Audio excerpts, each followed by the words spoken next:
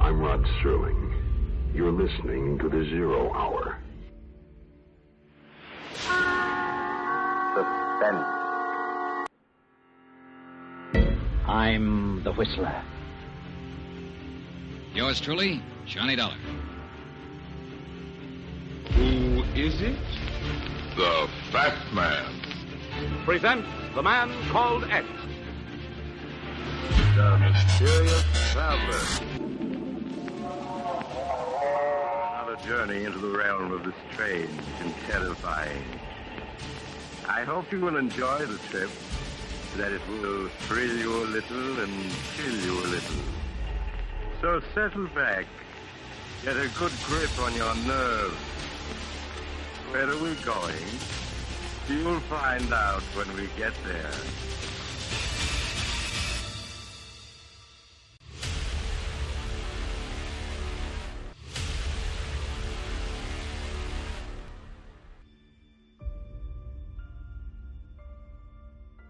Hello everyone, and welcome to Drama and Theater, brought to you by Duane Old Time Radio. Drama and Theater features some of the best programs from the golden age of radio, including Escape, The Fat Man, Suspense, The Whistler, Zero Hour, Yours Truly, Johnny Dollar, and many, many more. Before we start today's drama, if you enjoy what I'm doing, let me ask you to subscribe to my channel. Subscribing is 100% free, and you will receive notifications on new posts. Lastly, if you have a moment, write a short 1 or 2 sentence review or give a rating on your preferred podcast service. A positive review or rating would help me out a lot. And now, on to the drama. And thank you for your support, as always. Apologies for the late post this week. Life caused a bit of a delay, but I am back. This week we have the CBS Radio Mystery Theater with their 13th episode, A Ring of Roses. And this episode first aired January 18th, 1974.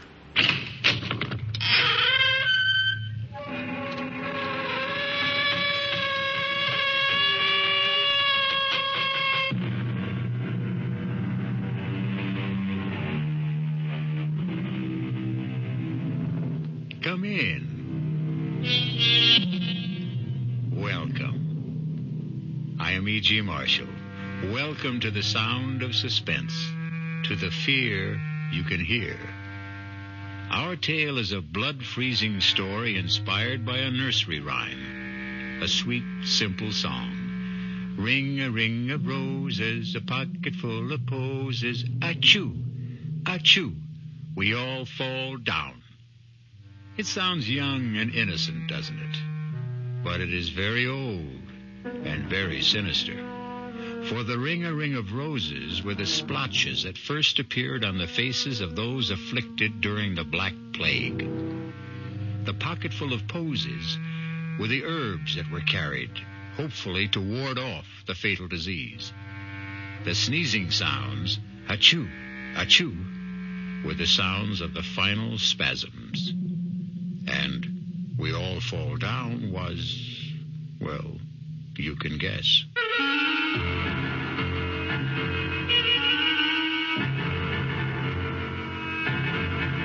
Our mystery drama, A Ring of Roses, was written especially for the Radio Mystery Theater by S.J. Wilson and stars Glynnis O'Connor.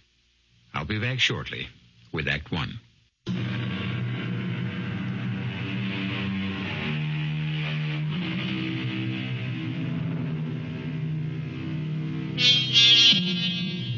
Science has brought most plagues under control, but not so those other epidemics of the past, those that plague us with their unseen, unknown, and unexpected terrors. And such is the tale of terror you are about to hear. Draw close to the guttering candle, for you will receive no warmth from a ring of roses. You know, George, I've heard about this place so often from Helena. I'm just dying to see her home. And I'm anxious to meet your friend Helena. Oh, I'm sure you'll like her. But will she like me? Taking her best friend away from her. Come on, George. You know you're irresistible. Why do you think I'm going to marry you? Well, for one thing, my beautiful, exquisite, enormous pots of money. Oh, George, wait. Look, stop. Laurie, get your hands off the wheel. What do you think you're trying to do? But we passed it. It's the sign to the house. Back there. Now, Laurie, I never want you to do that again. I'm not going to let missing a sign risk your getting hurt. You understand? I'm sorry. I shouldn't have grabbed the wheel that way. All right, forget it. But please, never again, ever. And that is supposed to be the sign? Helena warned that we might miss it. Well, why would anyone use a rose-colored stone in a brass oval with no name or any identification on it for a house sign? Well, their name is Ralston. And Helena said that generations back when their family first moved to America, it was rose stone. And so they put up a rose stone. Well, if they want people to get that meaning from it, they either enjoy guessing games or, more likely, just want to keep themselves very, very private. Yes. Guess what? As you said, they are very private. Well, I got that impression before we got here. And I also have the feeling that they're not very friendly either. Oh, how can you say that? When Helena's mother especially invited us over because she personally wanted to give us our engagement gift. Yes, and that's pretty peculiar, too. How? How many parties, showers, did your girlfriends give you? 4, right? No, 3. The last one was a dinner. All right, and Helena was invited to every one, but she... I know, George. She didn't turn up for any of them. You know, Laurie, I've never seen you so wound up. What's spinning around in that pretty head of yours? I don't know, but... Well, I am on edge. About what? I guess about meeting Helena's mother. You see, she's so strange.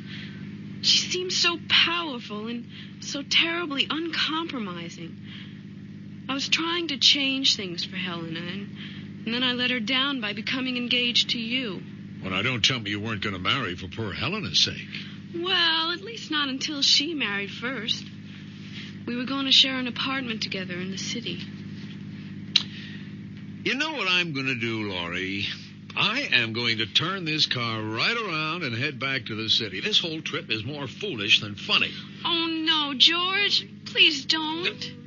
A pocket full of posies. Hey, what's that?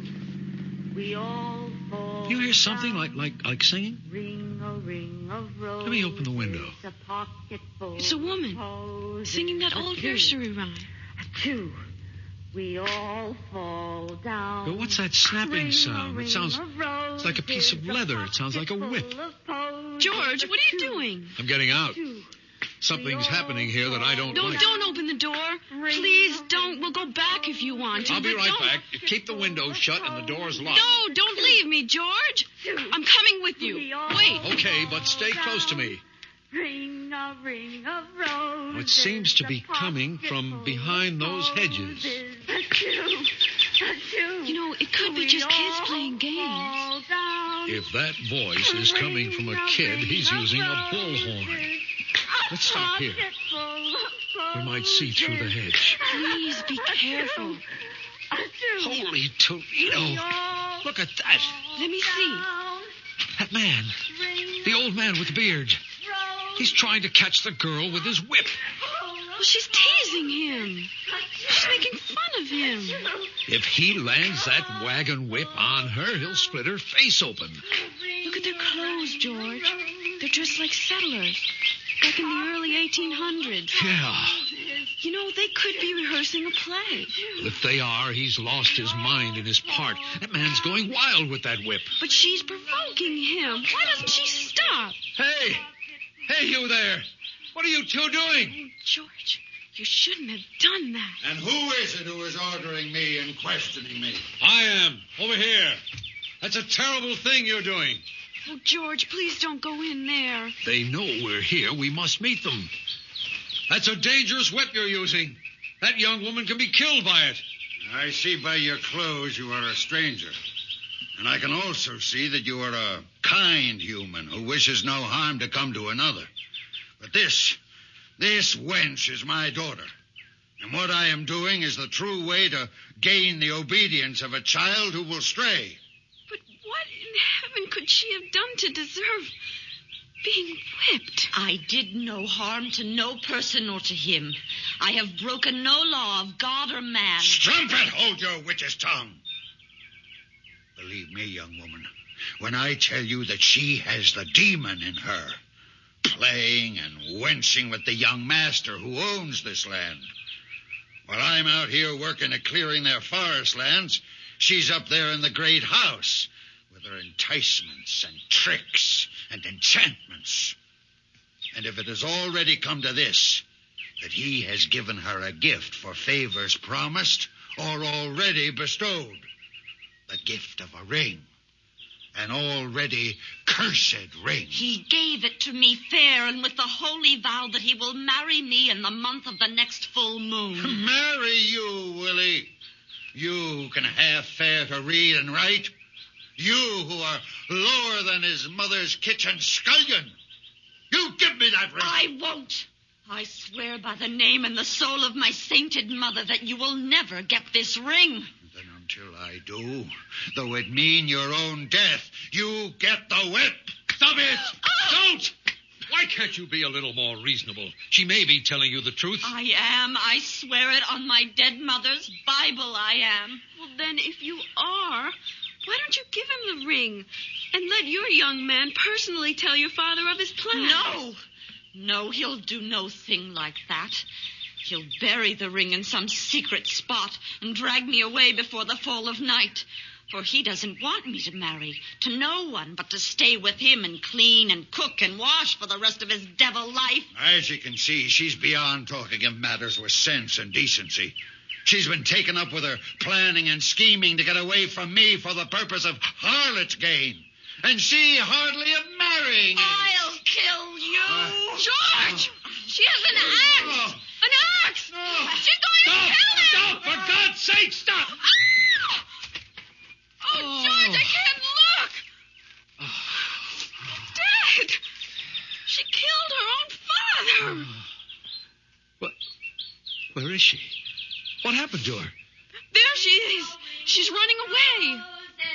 Hey! Hey, come back! Come back! You can't get away! It's you who will never get away. The ring will circle you. George, don't try to catch her. She's like the wind. I'll never get my hands on her. She's almost in the forest. Come back! Come back! We're not going to hurt you. It's you who are going to be hurt. She's disappeared. Even before she got to the forest. But, George, look what I found. It's the ring. She dropped the ring. Let me see it. You know what it's like? It's just like the road sign. It's the same shape.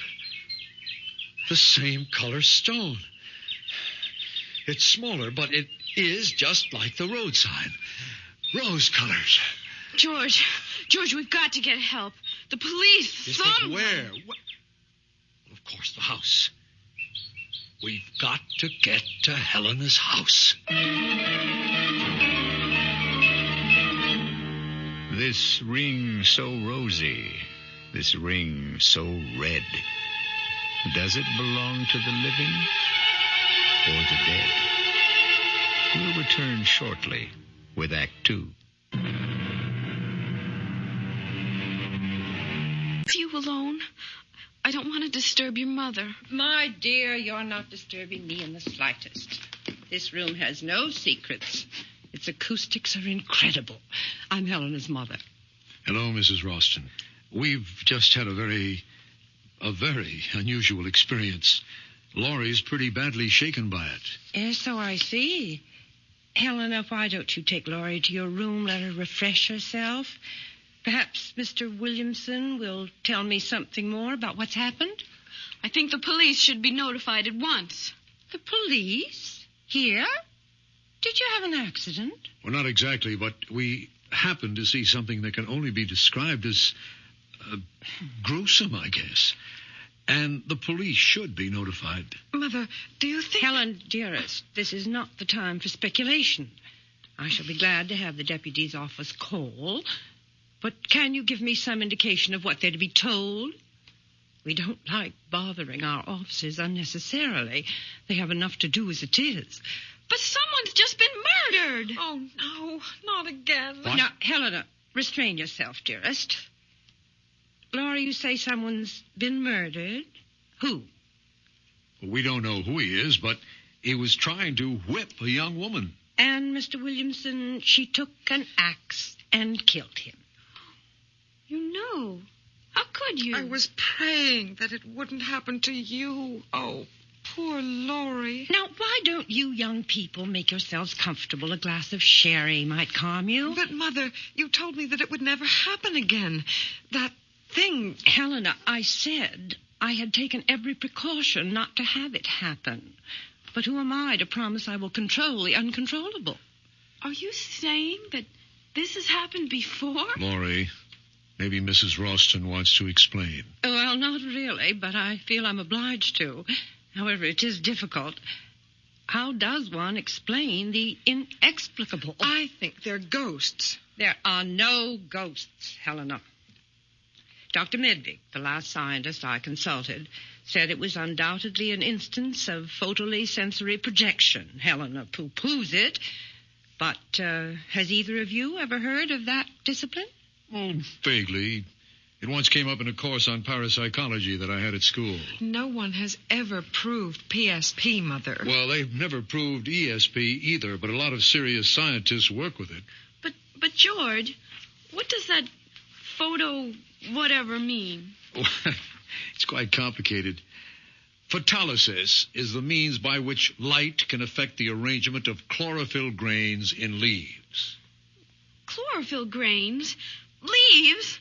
There's a man not more than a mile from here who's been murdered. Now, calm yourself, my child. There is no such man and no such daughter. This has happened before. I've seen it. Helena has. A very few close friends have. Unfortunately, you have too. Mr. Williamson, do you think you'd still like to try an explanation of PSP? Well, it's spooky in a way. By that I mean the scientific explanation of it.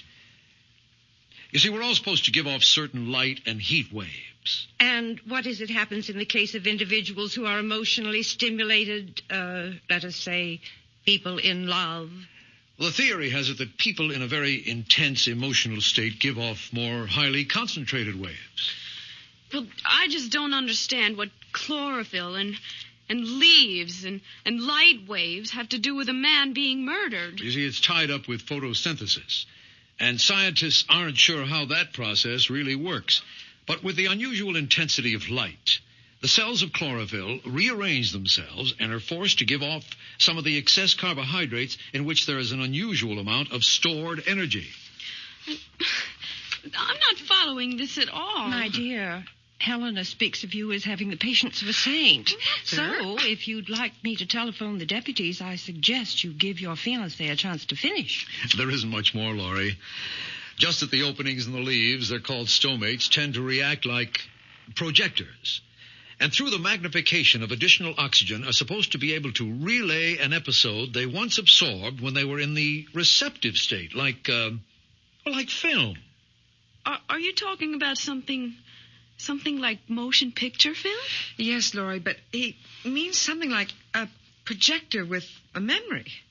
A memory of blood in this case. Well, it happens that chlorophyll is very much like hemoglobia, except that it contains magnesium instead of the iron found in blood.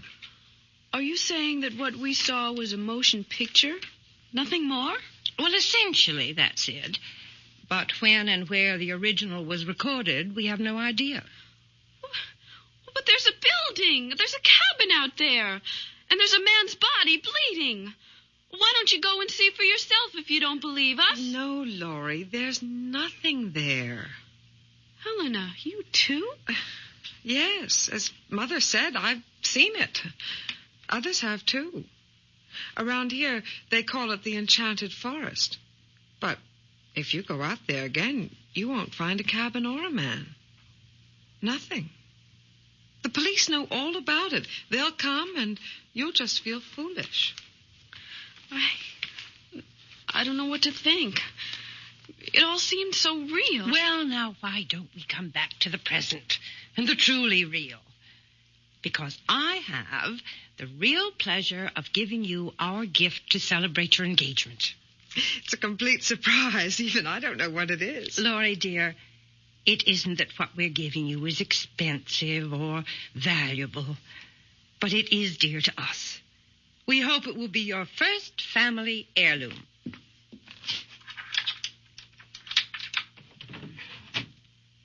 Here it is.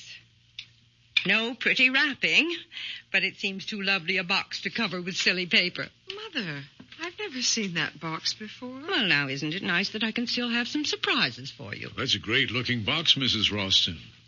Those are roses painted on ivory, aren't they? Oh, it's so beautiful. I feel as if I'm depriving you of something very special if I accepted it. Oh, no. Please, take it. It's little enough, and you know what I think that box would be perfect for? It already has its purpose, dear. What I was going to say was that it would be the perfect place to keep a lock of your first baby's hair. Wouldn't it? And I'm afraid it's going to stay empty for some time. Oh, George, we don't know that. Not yet. We will have to find you another container for that when the time comes. This box already has its occupant. You mean there's something inside? Well, look and see. Well, go ahead, Laurie. My heart's beating so loudly. She's been like that all day, so excited. Darling, do you want me to open it? No, I'm all right. Just let me take a deep breath. Oh, no. Hey, that's the same... Laurie? What's wrong? Mother? Oh, she's music! Give me the box, Laurie. And inside! Oh, the ring! I've got her. Put her on the couch. Yes. Laurie? Mother, do something. Don't just stand there. Eleanor, control yourself and get some water. Oh, Laurie, my poor Laurie. Wake up. Laurie, come out of it, honey. Darling? She's trying to open her eyes. Slowly, Laurie. It's me, George. Oh, who? What happened? You just passed out for a moment. Here, give her this water. Here, honey. Sip this slowly. Oh, I don't need it. But did I really see it? See what? The ring. Yes, I've got it. What ring? This ring. The same one. With the rose-colored stone. Mother, how dare you? That's mine. You know what that ring means to me. Oh, please take that thing away. I don't want to look at it. Don't worry, you won't have to. Here, Mrs. Ralston, take it back. And I hope it isn't a sample of your sense of humor. Just one moment, Mr. Williamson. I don't particularly appreciate your tone or your attitude. What do you mean by my sense of humor? If you and your daughter know all about that axe-murdering scene that we saw earlier, then you must have known about the ring. What about it? It's mine. That ring. It's just like that road sign you have on the highway. Yes, the sign was copied from the design of the ring. It's been our family hallmark, so to speak, for generations. Is that why the girl who killed her father did it? Because of that ring? What do you mean? She had it. She teased him with it while she sang that song. That same nursery rhyme in the box. Oh, no. That couldn't be. That's my ring. She couldn't have had it. Are you too sure you saw this ring? Well, that girl in the field. She dropped it when she ran away. Then where is it now? Well, George, you had it. What? You sure? I thought you put it into your purse. Well, I'll look. Well, it isn't in any of my pockets. No, and it's not here in my purse. How could it be? There is only one ring, this ring. It's been in the Ralston family for generations. It was brought here by a Ralston early in the 18th century. And it has always belonged to the oldest child in each family. In which case it would be your daughter's, since you are a Ralston by marriage. Yes, that would be so if it were true. You're not going to tell them? Well, why not? It's time that silly cloud you've been hiding behind was blown away. Don't, Mother. Please, I beg you, don't. Nonsense. I am a Ralston. That ring belongs to me. Helena's father died in the Southeast Asian War, shot down even before he knew I was going to have a child. Mother, I hate you for this. I hate you. Helena, don't say that to your own mother. Why not? She's hated me ever since she learned that her father and I had never married. Imagine that in this day. A girl making such a fuss about legitimacy. Stop it, Mother, please. We don't have to hear any more, Mrs. Oh, Ralston. yes, you do. George, can't we get out of here quickly? You can go whenever you like, Miss Thornton. But out of your friendship for Helena, you must take that ring with you. No, I couldn't. I won't let her. Give it to me. Helena, what are you doing? The ring! She tore it out of my hand. I've got it, and no one will ever get it from me. Let her go. She'll be back. And with the ring. She knows it's wrong for her to have taken it. Eventually, the ring must come to you, Laurie.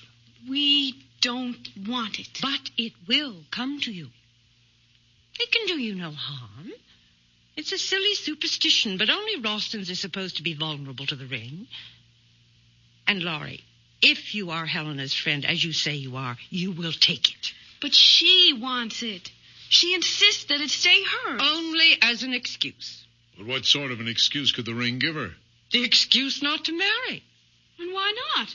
She considers herself fated, ill-starred, if you will. You see, at one time, the superstition arose that if the firstborn was female, the ring would prevent her from marrying. It's high time that ring is out of Ralston hands. Why don't you just throw it away? What, with Helena carrying on as if possessed? Well, we just do not want it. I'm sorry, but we must get back to the city. Yes, it's a long drive, and we'd like to make it before dark. I regret this has turned out to be so unpleasant, but then perhaps it couldn't have been avoided. Perhaps. But it's over now.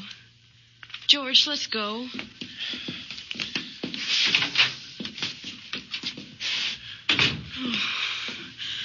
Oh, I can't get away fast enough. I don't know what the speed limit is here, but whatever it is, we'll break it.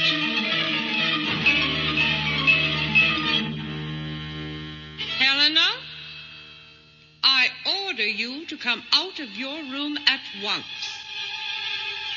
At once. Mother, don't hurt her. She is my only friend. The only friend I have in the whole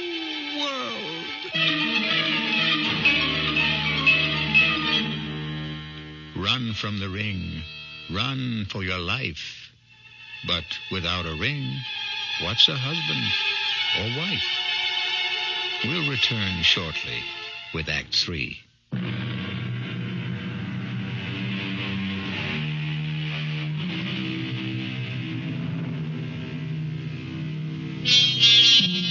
Let us try and penetrate the shrouding darkness of the final act of A Ring of Roses. Laurie and George have been plunged into a strange, unreal experience. As the twilight lowers over the countryside, they are fleeing from the Ralstons, the malevolent nursery rhyme, the flashing axe, the avenging curse, the fatal ring. What can flight outrace those forces of evil? That woman, that Mrs. Ralston, she's monstrous. Oh, I'm so sorry for Helena. Yeah, well, I didn't see any halos around her head either. Yeah, but just imagine having to live with that mother. Why does she have to tell Helena that she and her father had never married? Do you believe it? Well, why would she lie about something that important? Maybe out of just plain malice. Or what? It just occurred to me, couldn't she have invented that story about the curse the ring puts on firstborn Ralston girls? To what end? Simple. It'd be a guarantee that she'd never be alone. That she could hold on to her daughter for life. Like the woodcutter. Oh, don't remind me of him. Anyway, I can't see how the ring and whatever it's supposed to do fits. Well, if she made up the business about fate keeping her from marrying Helena's father, now wouldn't that be a kind of evidence, proof for Helena that the curse was real? Well, then why would she give us the ring? Well, I'm only guessing, but couldn't it have been Mrs. Ralston's way of telling her daughter that she wouldn't marry even if the ring was off the premises, so to speak? But, George, whatever we think of Mrs. Ralston, she's still a mother. And what mother would sentence her daughter to a lifetime of misery? Huh? Look, I'm sorry I got you into this mess. I didn't dream it would be that horrible. Well, you had no way of knowing. Well, looking back, I should have.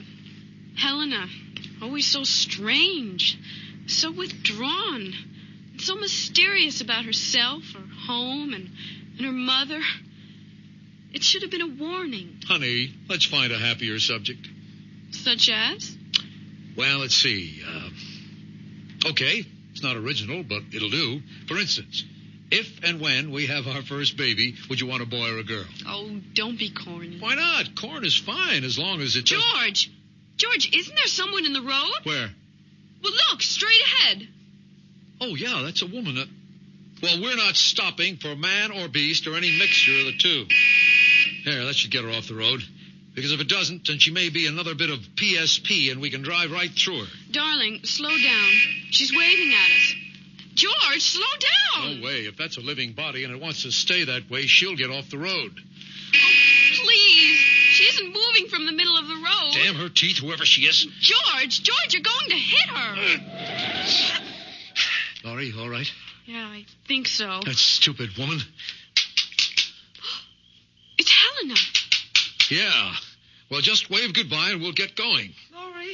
Laurie, please, I must speak to you. Tell her you'll phone her on Halloween. Hey, wait, Laurie, don't lower the window. Well, she's in trouble. Better her than you. There can't be any danger in finding out what she wants. Haven't you been through enough? Helena, we're in a hurry. Telephone Laurie tomorrow. No, don't go, please. Let me explain. George, I don't have the heart to... Wait a minute. Are you sure that's Helena? Well, of course. Her face, it looks so strange.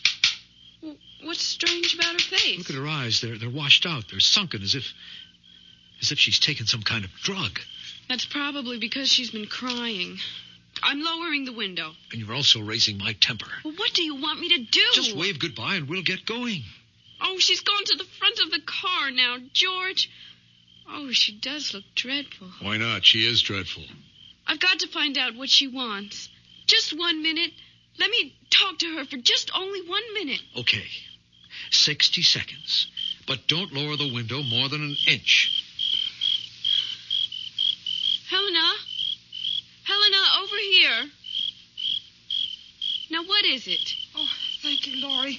If you only knew how miserable I am about what happened today. It was all my fault. You don't have to apologize. It wasn't anybody's fault. Mother had only the best intentions in giving you the ring. Sure she did. Nothing like unloading something on a couple of strangers that isn't yours to give away. But the ring does belong to her mother. Only to be given to her child, which excludes you. Well, that's true, but you see, after me, there won't be any Ralstons. But you will marry Helena. Just wait and see. I doubt it. And even if I did, my children won't be Ralstons. Helena, this has been the weirdest day in my life. Frankly, the sooner we get away from here, the better off we'll feel. Just one more thing. Prove to me that you are still my friend, and please, take the ring. No, Helena. Thank you, but I couldn't. Absolutely not. Helena, why don't you just throw that ring away somewhere? I can't. I'm not allowed to. It has to be given to a Ralston or to the person closest and dearest to me. But how could you expect me to take it? Every time I'd look at it, I would remember that terrible scene in the woods. I swear, the ring has nothing to do with what happened out there. It never has before. This is the first time. And it'll be the last for us. Okay, Helena, stand away from the car. I'm backing up. Laurie, if you don't take the ring, I'll die. I know I'll die. You won't die, Helena. Why should you? Because it will mean that I've lost my only friend and that I'll have no one to turn to, and I'll be stuck here in this prison with my mother. And she'll never let me go. Never. So long, Helena.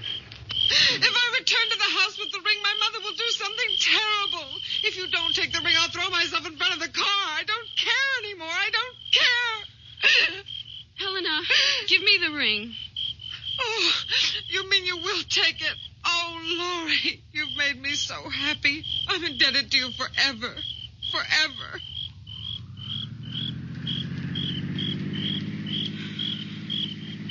You're angry with me, George, aren't you? No. I'll probably never see her again. And if it meant that much to her... What probably meant even more to her was that she could twist and bend you in any way she wanted. Well, in a way, it was her last hope of getting out of that house. That's why I finally took the ring. Actually, what harm could it do? I don't know, Laurie, except that anything connected with the Rostons seems dangerous. That's because the Rostons are difficult to understand or explain. Well, that may be. But while we might never get to the bottom of that axe job in the woods, there must be a key somewhere to the Rostons. After all, they're not ghosts or optical illusions. They're people, living, breathing humans. Still, for all we know about them, they're just as haunted as that phantom woodcutter and his crazy daughter. Let's stop talking about them. I will, if you do me an important favor. If I can. You can. Throw that ring away. You mean now? Right this second. Open the window and throw it out. But why? Honey, I consider it a special favor to me if you got rid of that ring. Well, I have no intention of keeping it. But I don't want to just throw it away. What do you want to do with it? Give it away. To whom? I haven't thought yet. Try thinking about it right now. You sound as if you're ordering me to do it. Actually, I'm begging you, Laurie, begging you to get rid of the damn ring. I said I would. But when? When I find someone to give it to. Someone who would appreciate it. It just doesn't make sense to just throw away something that's probably valuable for just anyone to find or to have it crushed under a car. Say, I know what I could do with it. Drop it, Laurie. It's only going to get us into an argument. No, I'm serious, honestly. I just thought of where this ring could do the most good. Fine, you do what you want with it, but let's not talk about it. Oh, you'll agree? I bet you will. Oh, honey, do you realize that since we've known each other, we've never had so many disagreements? But I'm not disagreeing with you. Good, then let's change the subject. Or better still, let's let everything take a rest. If that's what you want, fine.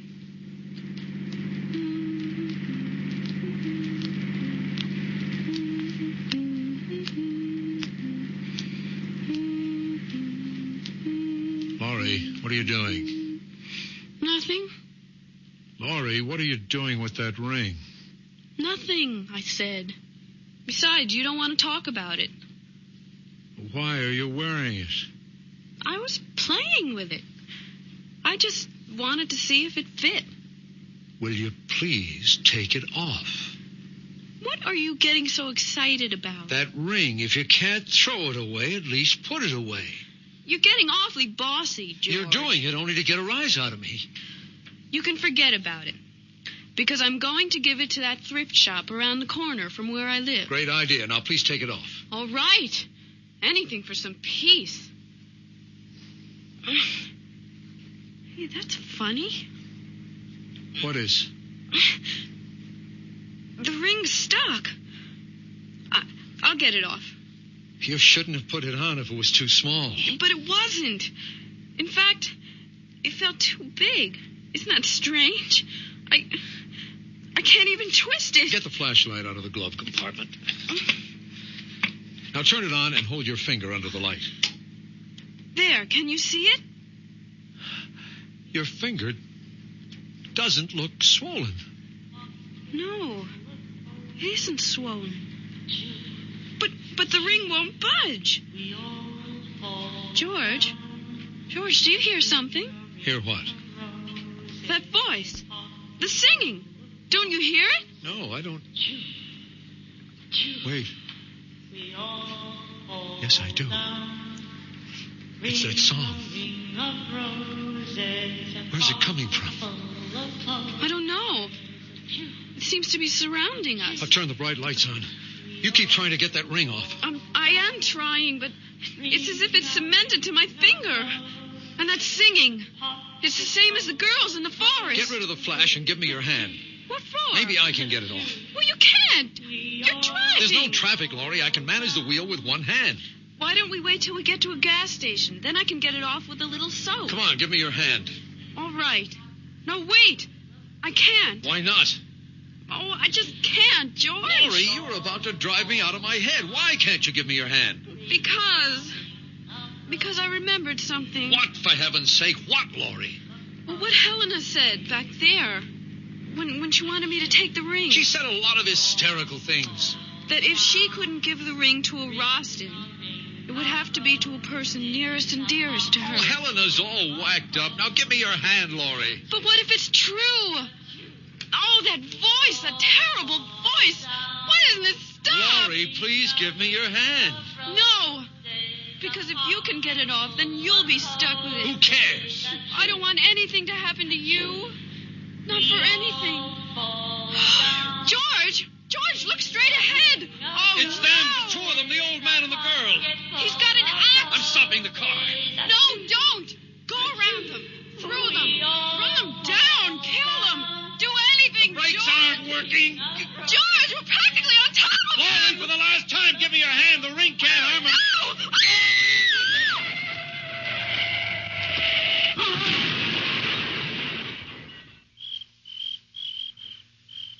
Laurie, are you all right? It was a tree we hit. Only a tree, Laurie. You hear me? It was only a tree. Laurie, the ring. The ring. What did you do? Not on your finger. Your finger.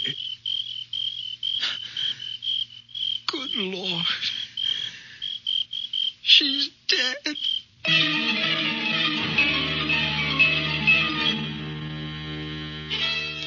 So you gave Laurie the ring, Helena? Yes, Mother. As you told me to. Now give me the box. And we'll see if the ring has worked wonders once more. Here is the box. The one with the roses. Open it. Yes, Mother. But the music. Why isn't the music playing? It's a good sign that it's not playing. It's the sign that the ring has done its work. Your friend Laurie will not marry ever. Not ever. But the ring, Mother. Where is the ring? You'll find it in the woods. In the clearing. In the same place where I killed your great-grandfather 143 years ago. Go and bring back the ring that will keep us alive forever. Forever.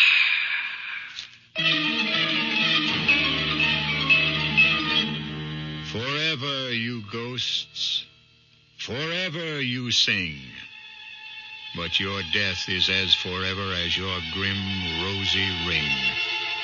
I'll be back shortly.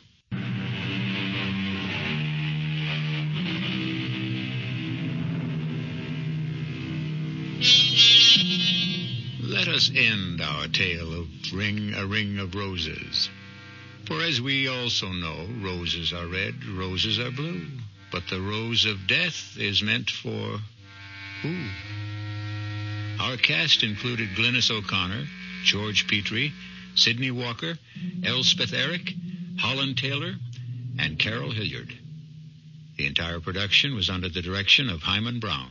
This is E.G. Marshall inviting you to return to our Mystery Theater for another adventure in the macabre. Until next time, pleasant dreams.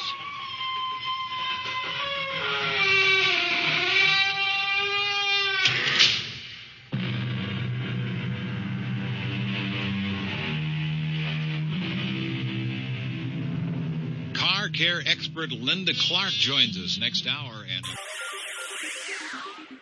thank you for listening to and showing your support for my podcast. If you would like to receive notifications of when new episodes are posted, please subscribe to my channel. Subscriptions are 100% free, and they really help me get an idea of how I'm doing. Well, hope you enjoyed, and until next time, stay safe, wish you well, and as always, peace.